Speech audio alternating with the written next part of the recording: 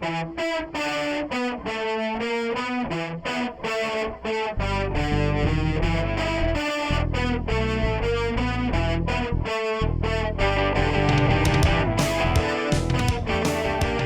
sexy listeners. I'm Dr. Tammy. Welcome to The Trouble with Sex. Today we have a fantastic guest. I'm super excited that she's here all the way from across the pond. Isn't that what they say? That's right. Tracy Jarvis is here with us today to talk about everything about the body, pleasure, play, presence, and interoception. That's right. Interoception, is that right? Okay. Yeah. She's an amazing healer and therapist who's really coming at this from a neuroscience perspective. And we're going to integrate talking about the body. Sometimes we just talk about this from our necks up, especially when we talk about trauma. And Tracy's had many years of experience. Tracy's with Interoception International. She's also a trainer at the Sensorimotor Psychotherapy Institute. We're going to talk about, yes, my trauma, as we always do, and how you can talk to your partner and heal your own trauma and maybe move into some sexual play and presence that can help you in this new season of joy. Tracy, I'm so glad to have you here. I'm so glad to be here. Thanks for inviting me, Tammy. Oh, it's such a pleasure. Yeah. So I know I have a hard time pronouncing interoception. So maybe explain to our sexy listeners what exactly you're talking about. What does that mean? Can you say a little bit more? Yeah. So interoception. Interoception. Spell it. I-N-T-E-R-O. That's what screws me up. Yeah. Interoception. Interoception. Internally. How do I sense inside my body? Which is really important for play, pleasure, presence, just really being and feeling in the world. How do we do that? Yeah, so it's not just let me think about how I'm relaxing in the moment, my feet are hitting the ground, but really what's going on inside of my body. That's right. And you hit the nail on the head. Like, I'm not just like thinking about it. I'm feeling and sensing into my body. Like right now, you're sensing into you, and I'm sensing into me. And here we come together in this sensory interoceptive experience, which is thought, but also body. So can you give our listeners, they're home, maybe they're in their car, maybe they're doing their dishes. What is it, like a quick exercise, a way to get them to be in that space in this moment? Yeah. So absolutely. If you're driving, don't do this. Whatever you do. Warning. If you operating machinery, don't do this. But if you're sitting down or you're standing up, just like right now, you and me, just feel your sitting bones. Yeah, I can feel my bottom, feel your back. Or maybe just just notice through interoceptive word that breath you just took. Did you notice that? You made me notice it. Yeah. I'm sorry, I had to notice it. Yeah, so if you're, whatever you're doing out there, just take a moment to just notice your breath. And you can, if you're standing, notice your feet on the floor. And if you can't notice your breath or your feet on the floor or your sitting bones, that's okay too, because we don't have to notice interoceptively. Many people have difficulty noticing interoceptively aware. And there's a lot of research about, does someone are they interoceptively aware? Is there interoceptive accuracy? For example, if they're noticing sensation, is it accurate? Like, is my heart beating 50 times or is it beating 72 times? And can I track that? That's so interesting because I have a husband who can pretty much tell exactly how many beats per minute his heart is going. Yeah. Just because he's sort of trained himself to do that. That's I right. think the only thing that I'm acutely aware of in my body is pain. If I get up off the chair and I'm like, oh, it hurts my hips, that's when I notice what's going on. Exactly. So that's interoceptive awareness. And at Interoception International, we are a group of clinicians that really specialize in bringing this sort of empirical evidence base to clinicians and to the public. Evidence that what? That being aware of your body is important, it's helpful, it's healing. What's the goal here? Absolutely. It's emotionally regulating. It can help people heal from different mental health issues. Interoceptive practices are evidence-based to reduce dysregulation in the nervous system, re-regulate big emotions, make, enhance well-being. If we're talking kind of like sex and pleasure, enhance those experiences or help people enhance those experiences. So it gets really exciting because there's so many different ways and how can I say, applications of whether you're in education, whether you're in corporate, whether you're a therapist, whether you're just love personal development, whether you are a gardener or an expressive arts person.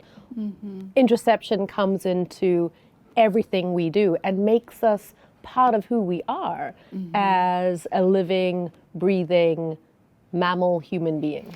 Well, it reminds me of yoga. Like, I think doing yoga, you're super aware of your body and what's going on in your body and the space that you take up and, your sort of life on the mat, if you will. This is your space. This is where you live right now. And this is what's going on. So you have a limited range of awareness. Yeah. And you get super acutely aware of what's going on in your breath and the connection to your body. Yeah, and some people, can get acutely too aware.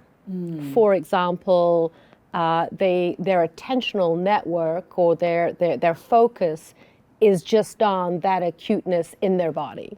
That's interesting. And then other people on the other side of the spectrum, specifically, for example, survivors of sexual abuse, violence can be dissociative. So not wanting to not wanting to notice what's going in the body for very good reason. And then a lot of the population are somewhere in the middle. So we have these sort of this beautiful, like what I call and what we call at our institute, the presence continuum, right? In terms of how interoceptively present is someone. And it's a continuum and there's no right or wrong. That's so interesting because I'm thinking about my husband and I.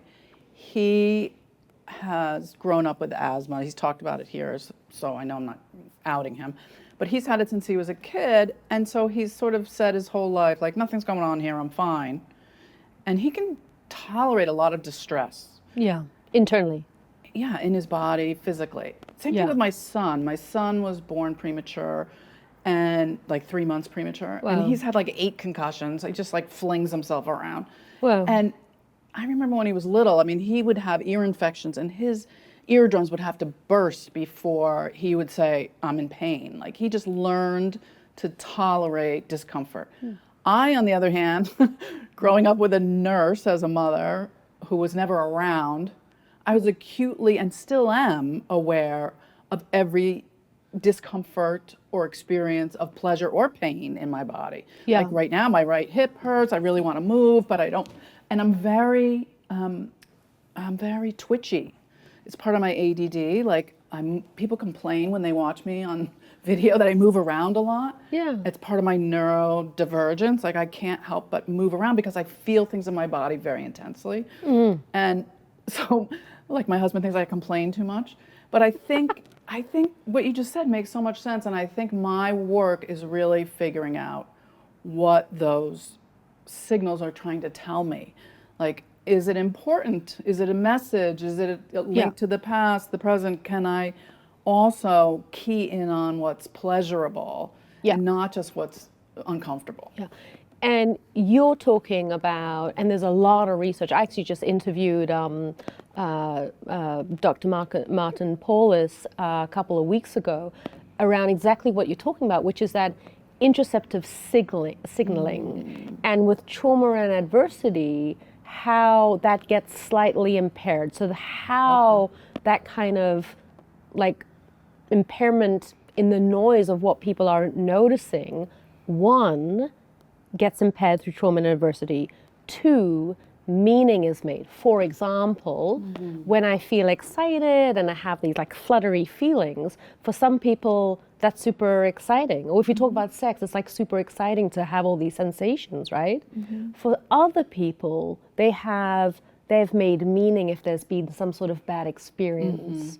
And so it can be the same sensation, but two different meanings, which can then kind of trigger our nervous system to do two different things, like, yes, beautiful, pleasurable experience, or, oh my God, fear, don't come near me, need to leave the room type thing, I can't engage in consensual sex, or, you know, whatever. So it's really important, our ability to be able to notice what's happening, or not notice, right? It's still awareness. And B, the meanings that are made to give that signaling the kind of okay for our systems to feel relaxed and playful and curious and present and all these things that are necessary, certainly when it comes to intimacy, relationship, sex, you know, being a human being. Yeah, that makes sense, that arousal in your body and your nervous system can feel like anxiety, it can feel like excitement, it can feel like fear, you know, it can feel like turn on. Yeah. And I think people have a tendency to interpret that with whatever meaning is connected to their past experience. So not to force anyone to change the narrative that they have, because sometimes I think therapists can be really quick to say, well, just go have sex, go have a sex date, go just do it, even though the signals in your body are telling you something different. Exactly. And that's kind of where, you know, clinically as therapists, you know, therapists need a backup, because just that interoceptive learning that happens around, well, what happens before just going to go have sex, right? So for people to notice impulses and desire and arousal, or what happens between desire and arousal, you know, does it have a full trajectory, or does something else happen in the system if they're aware? It's a whole, you know, certainly in my clinical practice, it's a whole journey for people just to notice all of that before going to have sex, you know, because that gives the system a little bit more safety, or certainly can do. It sounds like a lot of work too. So how, I mean, for us, it's like, you know, clinical work, but for the listeners, how do you get from, I don't want to do this, even though in my head is saying, of course I want to be with my partner, or I want to be sexual with myself or partners. How do I go from the thought of, yes, I want to do this, but my body is confused, but I am sort of pleasure averse, to getting to the place where it could be pleasurable. So what are some definitive steps that you think people can sort of integrate this interoception, interoceptiveness? Interoception, yeah. So first of all, like, you know, with any practice or embodied practice, slowing down, right? So if you have a partner that is, or you know, or you have many partners, or even yourself, right? If you are slowing down to notice, so if, say, for example, hypothetically, 2 people or 3 people or self-engaged sexually, and there's fear starts to arise, slow it down, you know, because what we're also looking at is a reappraisal. And so slowing it down can give the nervous system time to relearn what kind of didn't happen that should have happened, which is the safety and some of the experiences, especially sensation, arousal, various things that happen in the body during sex and pre-sex. Those can have, and you know, are kind of reframed, reappraised in a way that is less fear-provoking and more pleasure-provoking when slowed down, but it takes time. Okay, but when you say reappraise, what does that mean? It means to kind of like, so for example, if you know, X sensation was coupled with fear. You know, something bad's going to happen. If you're slowing it down and saying, okay, well, right now, in this present moment, actually everything's okay between me and my partner, myself, or partners, you know, however someone is oriented. So when slowing it down, you know, there's a consciousness, because interoception, there's huge amounts of research regarding interoception to consciousness, right? So when you're slowing it down, you're reappraising the moment by moment. You know, right now, Tammy, between me and you, it's super safe, right? Nothing bad's going to happen. Maybe. Well, hopefully not. Like you never know. You never know. But you know, for example, for couples who one or two or partners there's been some kind of bad history, slowing it down to check in with one another, you know, to come into the moment, and also that's sort of intimacy making, right? You're getting more present rather than, for example, in my clinical practice, a lot of people are dissociative, or they come in dissociative, and over a period of time they're less dissociative because they're doing these simple practices, slowing it down. Know it's safe right now. Checking in their bodies. Does the system want to move ahead? You know, maybe step 2, like, is there enough safety in the present moment to move ahead?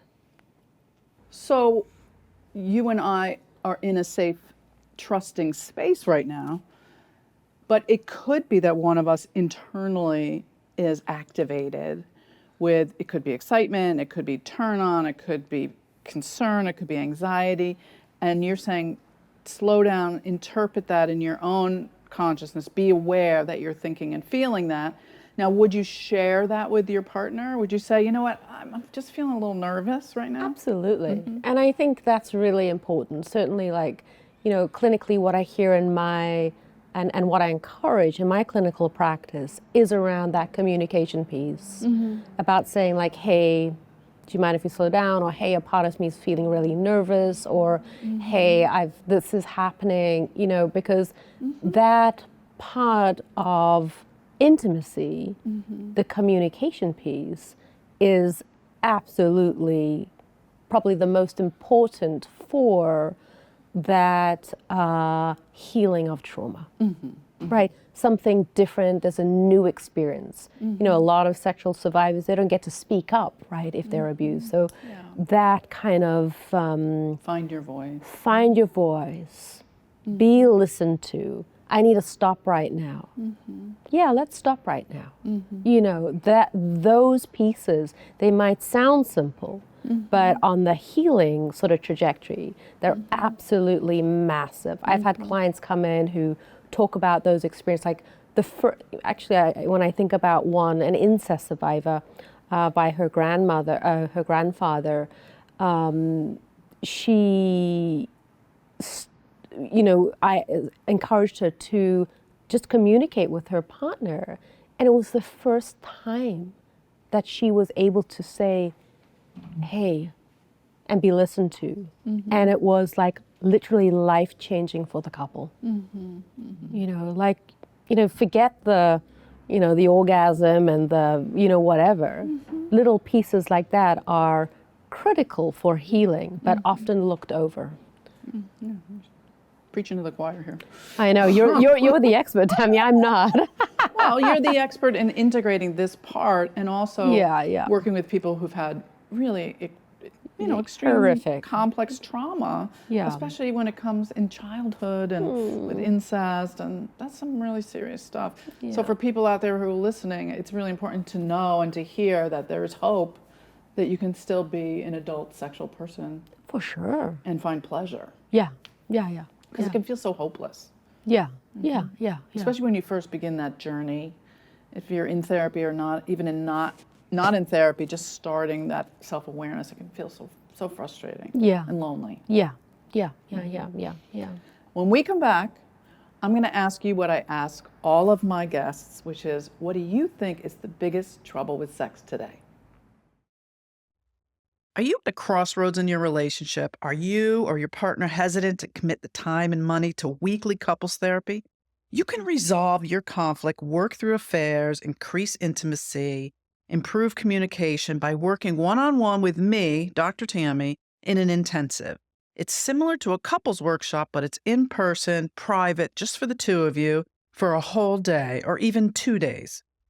Come for an in-depth intervention that could last a lifetime. For more information, go to drtammynelson.com. That's DRTAMMY Nelson.com, and give yourself and your partner the relationship you both deserve.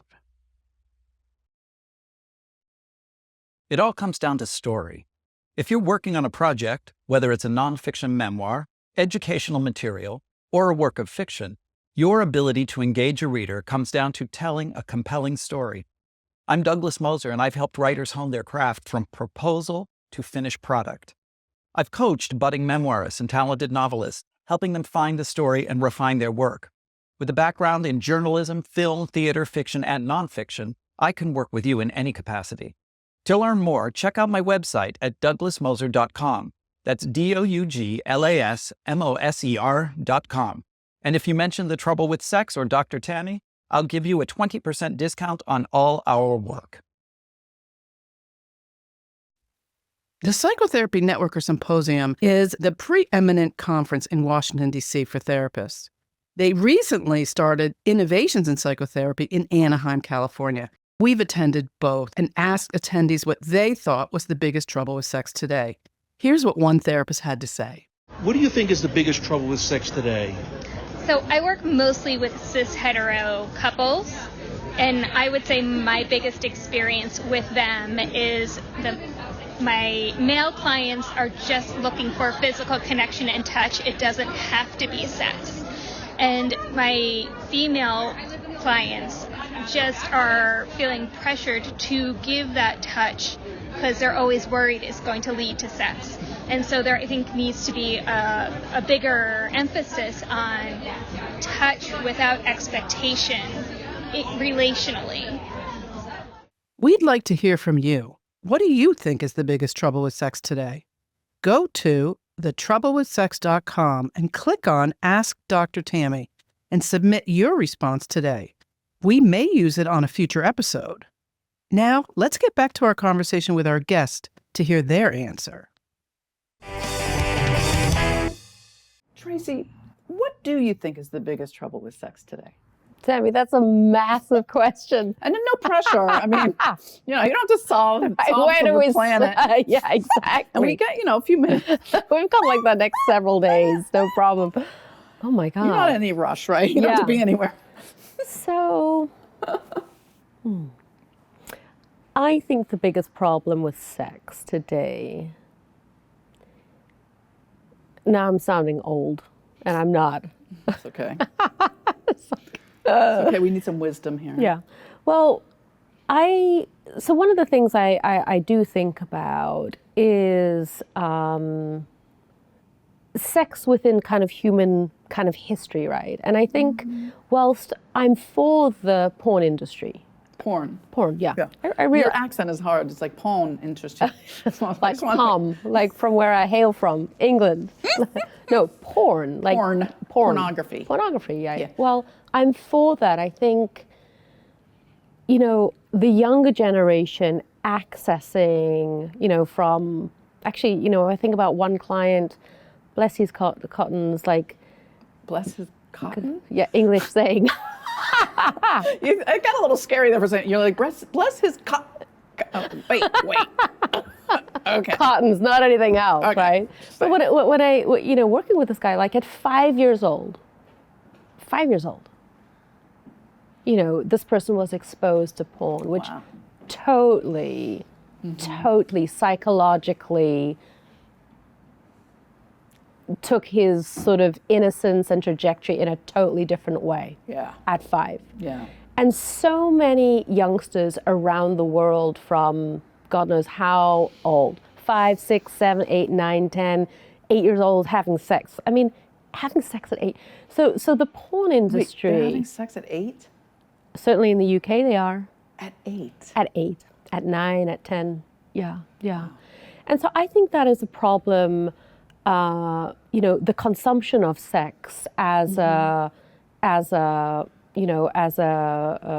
commodity is an issue in this world today. Because what it means is that, sex is such a beautiful thing. Pleasure, play, intimacy. A lot of youngsters from, like I've just said, 5, sometimes even younger, 4, 3 years old, are getting exposed through the internet or through friends showing or whatever they're doing, which totally messes up their mental health. That's just wrong. Yeah. Right? And so we have this problem because, like, sex isn't a problem. It's the human relationship to sex and how we, as a capitalist society in most countries, use it as a commodity to make money, billions of dollars, around the world. But the impact of that psychologically is, in my view, tragic. Because people like you, people like me, and other, specialists, we see the fallout, the consequence of people's lives totally, excuse my language, fucked up because of society and the selling of sex, thanks to pornography, which is okay, but when it gets into the wrong hands, it unfortunately is life-changing in the worst way. So do you think if it was limited to people who are adult age that it would be better? Is it the transactional nature of it? Is it the exploitation of it? Like, what's the control module here that we need? Could you solve that for the planet right now? Oh, absolutely, yeah. I mean, recently, I know in the UK and Europe, there've been sort of more restrictions on age, and too. Yeah, and I don't know how that works. If they need ID or whatever it is, but so I think that is part of a resolution. I don't think it's a full resolution of it, but we've had generations, yeah. So at least I'm 46, so thinking about this client, he's in his 20s. So at least for 30 years, where we've had 3 generations coming through that millions of young people would have been exposed to pornography at too much of a young age. And so it's going to take time. It's going to take time. Yeah. I don't know how I feel about giving an ID. That's a big controversy here. Giving an ID to prove that you're a certain age, because it implies that now the government has, this regulation of knowing that you're looking at pornography because they have your license. Like, oh, I see. Yeah. So there's a lot of problems with that here. Yeah. But that goes to privacy and blah blah blah. That's a whole different episode for the podcast. Right. We can talk about privacy another time. Yeah. But your point is well taken, and I can appreciate what you're saying, and it's disturbing to me. I remember my son was like 10 years old, and he's 29 now, so this was a long time ago. And he was doing a research paper and typed in whitehouse.com, and it was a porn site at the time. It has since changed. Yeah. And at the time he was exposed to, some sexual positions and issues that I wouldn't even have known how to talk to him about at the time. Yeah. And here's the thing is that, like, kids and seeing sex, it's okay, right? But usually what happens is when there's sort of like a vulnerability in the system, it might lead to then other things happening. So a lot of children might see porn or they might see sexual experience and be absolutely fine. There's no trauma around it. But it's when, a couple of things might happen. For example, client sees something, then he's bullied or she's bullied, then something else happens, so there's this sort of like, enduring trauma then happens, right? And that typically happens because usually in safe households, safe in inverted brackets, children are kept safe and they're looked after in terms of secure attachment. So you then don't then see all these other experiences happening for children. So it gets sort of more complex, but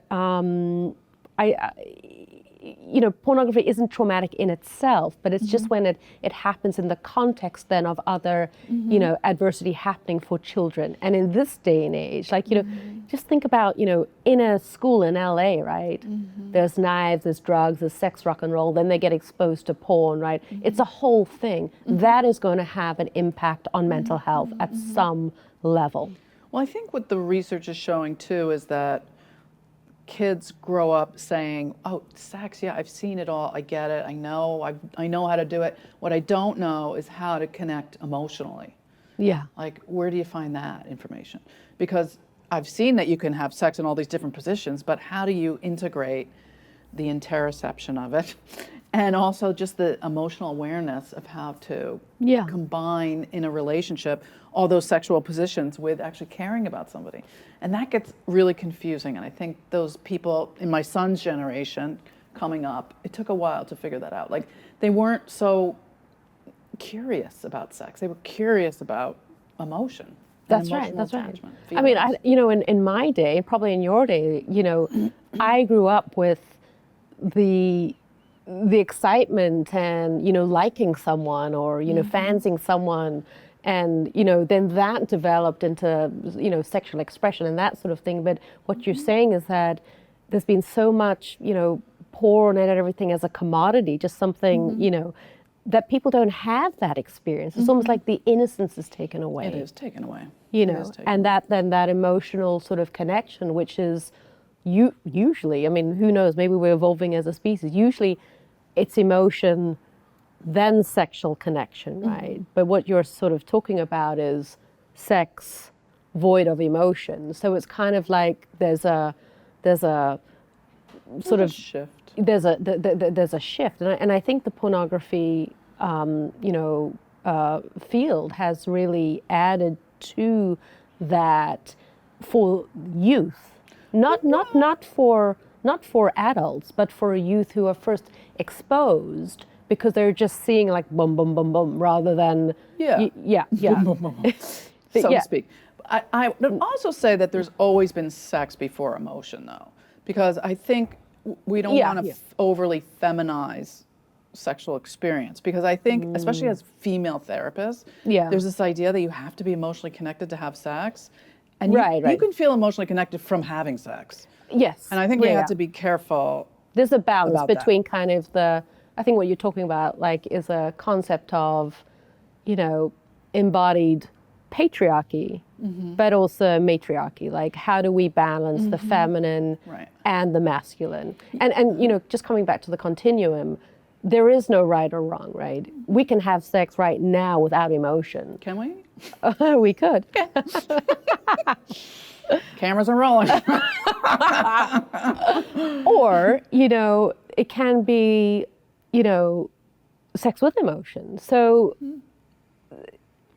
it's a concept which is a spectrum and a continuum, not one thing. And I think that's what you're sort of alluding to. Yeah, I think there's been a misunderstanding, especially in the therapy world, that you have to be attached in order to feel aroused or desire. And I think a lot of people feel aroused and feel desire from actually having a physical connection, and then the emotional connection can happen. So we have to honor all those ways of connecting.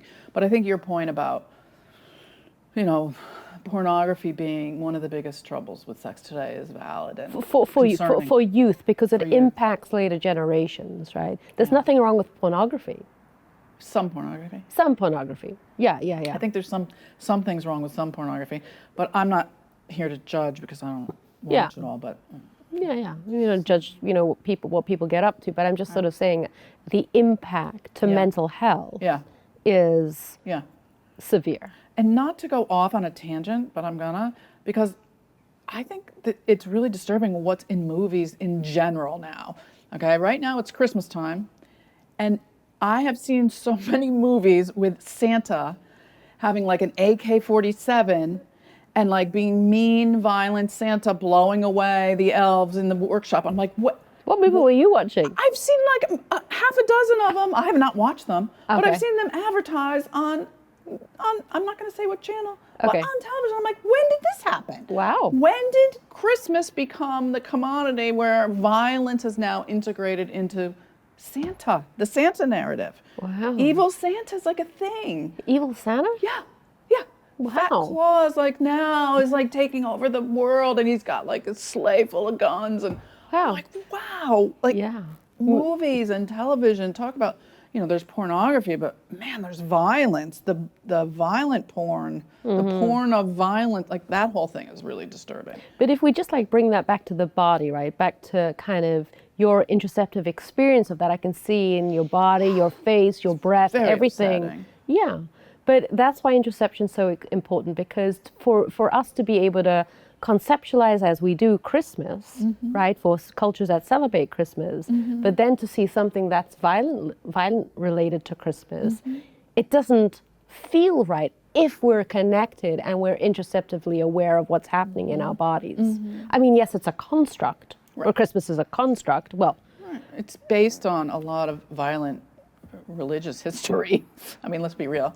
Plus, Yeah. we celebrate Hanukkah in this household too. Also, a lot of suffering. yeah, So- certainly, yeah. So, but you're right. Like the experience of where we go to have the peace and relaxation and joy, and when movies mess with that, it's interoceptively deceptive and uncomfortable. So thank you for pointing that out and naming that. I appreciate that. So how do you feel about taking a question from a listener? Let's do it. Okay.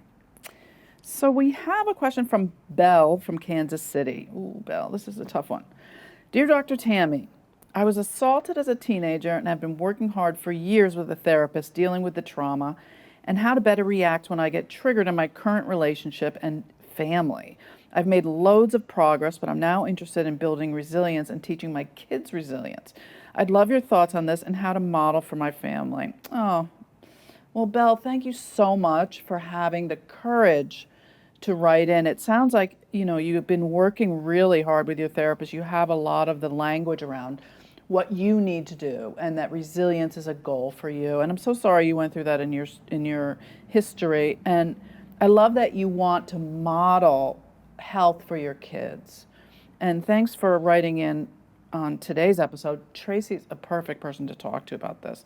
What do you want to say to Belle? Well, first of all, thank you for the courage, like you've said, about writing in, and also, and it's so cute because, back in my day, our parents, or certainly my parents, they didn't really think about if something happened to them, would they want to, take care of the generations to come. So this is like beautiful, Sweet. That's right? so Right? sweet, yeah. So is it just resilient in the body, or? Well, that's a good question. We don't really know what she's wanting to build resilience in. I guess she's saying getting triggered in my current relationship and family. Well, let me ask So this is showing her you a vulnerability. question about triggered, because triggered is something we try not to say anymore because it has to do with bad Santa. Yeah. But I understand it because it comes up in therapy for people. And so I feel like the idea is that when Belle's around her family or with her friends, that she gets all these old feelings are activated that haven't been processed yet. And so I make up that the resilience is being able to sort of ride that without getting really reactive. Yeah, That's my yeah. makeup that she's going through. Yeah, now I see it. So, one of the things I would say is to kind of name it. Because, kids are so smart, right?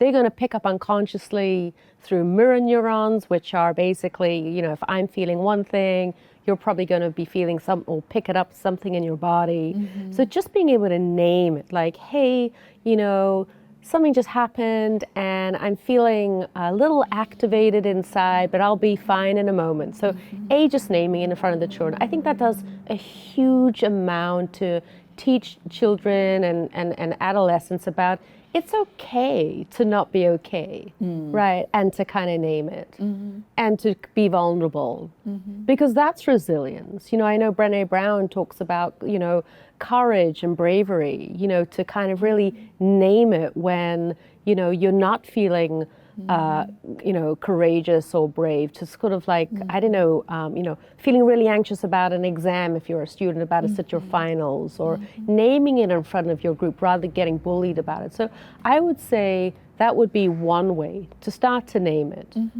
Because what that builds is a sense of trust in the body, that cognitively, there's an alignment with what is happening interoceptively, right? There's no kind of splitting, like I'm fine, but actually I'm kind of dying inside.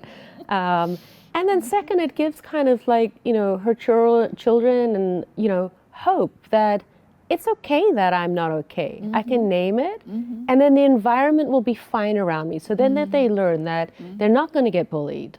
Or cut off. Or something bad happened, abused, called names, or ignored. Right? I think that shows sort of true resilience, and also kind of, like I was talking about, certainly in my generation, that was never shown. I don't know about in your family, but in my family, that never happened. Like nothing was named when it should have been named. And I'm like so me and, I name everything, right? Because if I don't, I'm dissociative in some ways, meaning that part of me is doing one thing and another part of me is doing something, and it's not kind of like adding up. So I would say that is certainly one way of building resilience in the family, which comes down to vulnerability and having a new experience. Like, it's okay, everything's okay. Yeah. No, I really like that. And I think certainly in my generation, my parents' generation, my grandparents' generation, they came from a place where they had to say, everything's okay, nothing going on here. Right. Pull yourself up by the bootstraps and pretend everything's okay, because at least you're not at war. You're not starving. Stop complaining. Exactly. And, and also let's get up the next morning and pretend nothing happened last night and just get dressed and go to school and move on. Yeah. And that's kind of how the body remembers, as Bessa van der Kolk says, and how the body doesn't remember, because our bodies are so clever. So just the brushing over, the body's going to have an interoceptive experience. And then if it's not recognized, that's going to be embedded in these patterns interoceptively. And then what usually happens is those entrenched patterns come into therapy at some point, right? I just had this flashback of like in the morning eating the cereal that we ate back then in the 60s and the 70s, like really high sugar content cereals. Like it's almost like that world taught us, okay, forget what happened last night. Here's your drug for this morning. Now eat some Fruit Loops and go off to school. Go out, get on the bus and be like, okay, I'm fine, everything's fine. Yes, when everyone gets on the bus, I'm like, we're all good. Yeah. And it's so funny because that sugar addiction stayed with me for most of my life. Yeah. And it makes so much sense how they trained us to do that. But here's the thing, right? That what I hear what you're saying is that sugar addictive sense stayed with you most of your life. But what I'm hearing is that it cut you off from your interoception. Totally. Yeah, totally. That was the goal. Yeah. But that was the goal. It took a long time to come back into my body and figure out, okay, why do I want to eat this sugar? What am I actually feeling? Well, exactly. So there's an adaptive nature from that. It's interoceptively adaptive, right? You don't have to feel, because why would you want to do that? It's better to stay on the sugar high and or eat. Totally. But years later, when you're wanting to access your body, that's where the work is. Yeah. Or when the drug stops working. Or when the drug stops working. Yeah. Yeah. As in all addiction, right? As in all addiction. Adaptive at the point, but at some point, it doesn't work. Right. So we have to hold the both. Yeah. So when our listener writes in and says, I want to be more resilient, I love the idea that she's teaching her kids that, there's something about being more fluid and flexible with what's happening in the moment. Yeah. And not avoiding it. Yeah. Yeah. Naming everything. Yeah. It's lovely. Tracy, is there anything you want to make sure you tell our listeners, or anything we didn't talk about that you want to make sure you mention before we end? Yeah. Tammy, I think because I see and have seen, hundreds and hundreds of patients over the years, it's so important that if people aren't interoceptively aware, they don't know what's happening in their bodies, that's absolutely okay. Because a lot, I think, of the world today, especially on Instagram, on TikTok, everything's about like, you know, somatic this and somatic that. And yet there's a whole lot of people out there that feel numb inside. They can't sense the sensation. They don't know what's going on.